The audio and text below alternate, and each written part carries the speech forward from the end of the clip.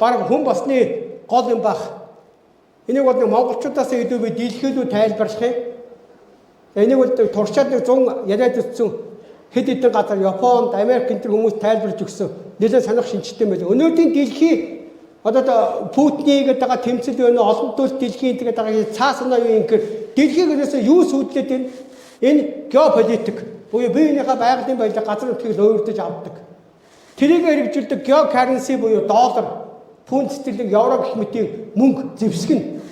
Тэгээд тухайн улсад орж ирээд геономи буюу яг доллартай итсэн мөнгөний бодлого, эдийн засгийн бодлого явуулаад байгаа байхгүй. Энэ нь өөрөө дэлхийг өнөөдөр бүх дэлхийн байгалыг сүрүүлж гээ, үндэстнүүдийг үндэстэн биш болгож гээ, мөхөөж гээ, улс орнуудыг одоо бүтэн дампууруулж одоо мүлжилж, колончилж байгаа. Энийг яаж засахын гэхээр бид нар маргаашийн дэлхийг бол энэ 3 геог, 3 эко болгох ёстой юм. Тэр геополитиксийг экополитикс болгоно. Хөлбөл улс болгон өөрийнхөө амьдарч байгаа газар зүйн байрлал дээр байгалийн хуулийг дагаж амьдрна. Өөрөөсөд нь их ос байгаа, өөрөөсөд нь их цаад байгаа. Өөрөөсөд нь их засаг байгаа. Тэгэхээр улс болгон өөрөөсдийнхөө их цаад, их ос, их засгаа дагаж амьдрах чи экополитикс. Тэгээ энийг хэрэгжүүлэхийн тулд одоо тэр яриад байгаа БРИКС-ийн мөнгө байна уу?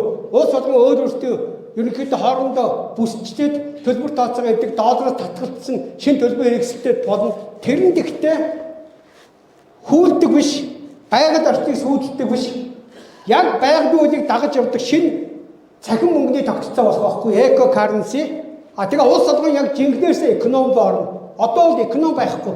Экономи эко гэдэг чинь өөрөө байгаль гэсэн үг шүү дээ. Байгалийн хууль байхгүй юу? Тэгэхээр энэ бүх байгалийн эсрэг их дэлхийг сүйдэлдэг. 9 тэрбум үнийг колончилж мүлждэг.